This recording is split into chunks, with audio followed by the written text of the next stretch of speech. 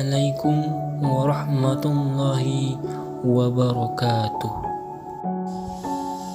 Baiklah, saya akan mencoba menjelaskan sedikit materi kami yang pertama, yakni biografi Imam An-Nasa'i. Imam Nasa'i adalah salah satu tokoh yang terkemuka dalam sejarah Islam, khususnya di bidang meriwayatkan hadis. Imam Nasa'i mempunyai nama lengkap Ahmad bin Su'aif al-Khurasani, yang terkenal dengan nama An-Nasa'i karena dinisbahkan dengan kota An-Nasa'i, salah satu kota di Khurasan. Lah dilahirkan pada tahun 215 Hijriah, demikianlah menurut Az-Zahabi. Lah dilahirkan pada hari Senin tanggal 13 Safar 303 Hijriah di Palestina dan dimakamkan di Baitul Maqdis. Imam Nasa'i menerima hadis-hadis mulai dari Syaid, Ishaq bin Rashid, dan ulama-ulama lainnya. Selain dari itu, kalangan tokoh ulama-ulama ahli hadis yang ada di Khurasan, Hijaz, Irak, Mesir, Sam, dan Jazirah Arab.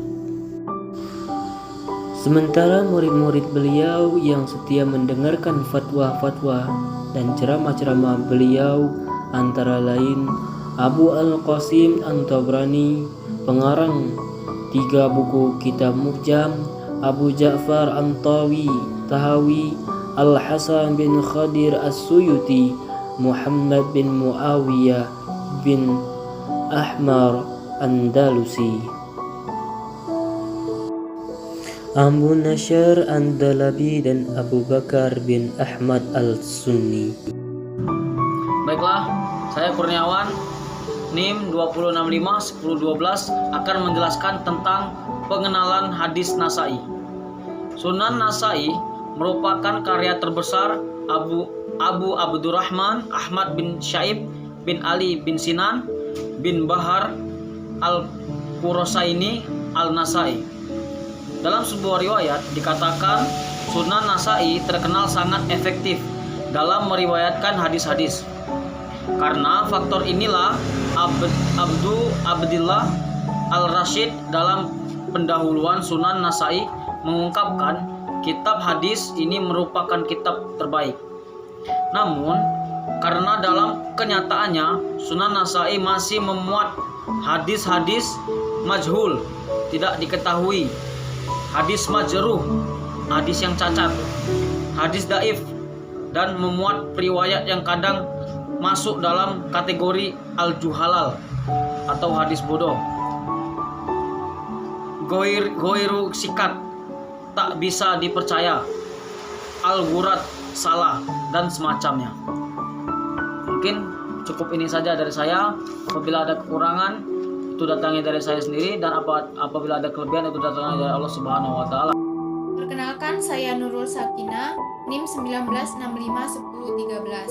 Saya akan melanjutkan materi dari rekan saya tadi, yaitu mengenai metode dan sistematika penulisan kitab Sunan An-Nasa'i. Metode yang digunakan dalam penyusunan kitab ini adalah metode Sunan.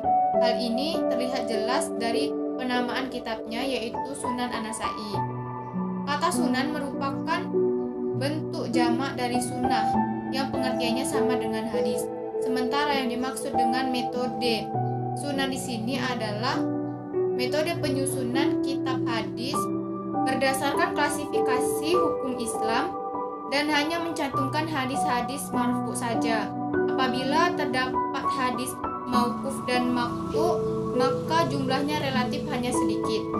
Kitab Al-Mujtaba disusun dengan metodologi yang sangat unik dengan memadukan fikih dan kajian sanad. Hadis-hadisnya disusun berdasarkan bab-bab fikih, dan untuk tiap bab diberinya judul yang kadang-kadang mencapai tingkat keunikan yang tinggi. Ia mengumpulkan sanad-sanad suatu hadis di satu tempat. Sistematika dalam kitab Sunan An-Nasa'i ini hanya membahas beberapa hadis Al-Sunan dan Al-Ahkam. Tidak ada kitab yang membahas mengenai Al-Tafsir, Al-Ahbar, Al-Manaqib, dan Al-Mawaid. ada beberapa catatan dan komentar yang dapat diberikan mengenai susunan sistematika kitab Sunan An-Nasai, yaitu 1. Dari kitab pertama sampai dengan kitab ke-21 membahas tentang masalah tahara dan sholat. Jumlah kitab yang terbanyak adalah mengenai sholat. Yang kedua, kitab puasa adalah tata cara puasa dan didahulukan daripada zakat. Yang ketiga, bab pembagian rampasan perang diletakkan jauh dari kitab jihad. Yang keempat, kitab Al-Kali juga diletakkan berjauhan dari kitab jihad. Yang kelima, melakukan pemisahan-pemisahan di antara kitab-kitab Al-Ahbas, Wasiat-Wasiat, Al-Nahal, Al-Hibbah, Al-Rukbah. Yang keenam, yaitu melakukan pemisahan-pemisahan antara kitab Al-Asribah atau minuman, Al-Sa'id atau perburuan, Al-Zabai atau sembelihan hewan kurban, dan yang terakhir Al-Dahaya atau kurban Idul Adha. Yang ketujuh, kitab Imam ditempatkan di bagian akhir. Yang kedelapan, yang tidak termasuk hukum hanyalah kitab Imam dan kitab Al-Isti'azah. Mungkin hanya itu yang dapat saya sampaikan, akan dilanjutkan oleh rekan saya. Bismillahirrahmanirrahim. Assalamualaikum warahmatullahi wabarakatuh. Baiklah, perkenalkan, nama saya Suryana. Saya di sini akan menjelaskan poin terakhir, yaitu pandangan dan kritik ulama terhadap kitab Al-Nasai. Al-Hafiz Abu Fadl Muhammad Ibnu Jarir berkata, kitab Abu Dawud dan kitab-kitab orang setelahnya, termasuk kitab Al-Nasai, terbagi menjadi 3. Yang pertama, Sahih ini adalah jenis sesuatu yang ada dalam Sahih Bukhari dan Sahih Muslim. Yang kedua, Sahih menurut syarat mereka. Abu Dawud Ibnu Abdullah Ibnu Mandah menceritakan bahwa Sarah Abu Dawud dan Al-Nasai adalah meriwayatkan hadis-hadis dari kaum yang belum menjadi kesepakatan untuk meninggalkan mereka. Hadisnya sahih dengan sanad muttasil, tidak munqati dan mursal. Ketiga, hadis-hadis yang cukup populer di kalangan fuqaha yang hidup pada periode Al-Nasai, tidak ada jaminan mutu kesahihannya. Walaupun demikian, sekiranya para hadis tersebut menyimpan unsur ilat, pasti oleh Al-Nasai dijelaskan permasalahannya. Bahkan bila diketahui bahwa hadis tersebut mungkar, pasti secara terbuka diakui secara jujur kemungkarannya. Dan apabila di dalam pandangan ulama mencantumkan hadis tersebut tidak sahih, maka harus diketahui 3 hal diantaranya. Yang pertama, orang-orang telah meriwayatkannya dan menjadikannya sebagai hujjah, maka mereka mencantumkannya dan menjelaskan catatannya untuk menghilangkan subhat. Yang kedua, penamaan sahih sebagaimana yang dijelaskan oleh Al-Bukhari dan Muslim pada bagian kitab mereka. Yang ketiga, hendaknya dilontarkan bantahan kepada orang yang mengatakan bahwa kita menyaksikan para fuqaha dan para ulama mencantumkan dalil perbandingan dalam kitab-kitab mereka, padahal mereka yakin bahwa itu bukanlah dalil. Maka perbuatan mereka adalah sebagaimana perbuatan para fuqaha tersebut.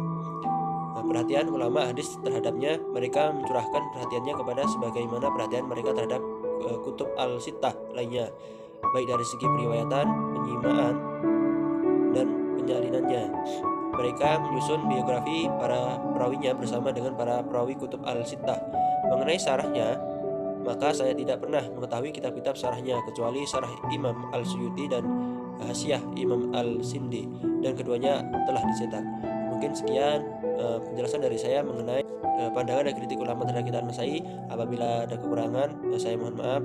Kepada Allah saya mohon ampun. Saya akhiri. Wassalamualaikum warahmatullahi wabarakatuh.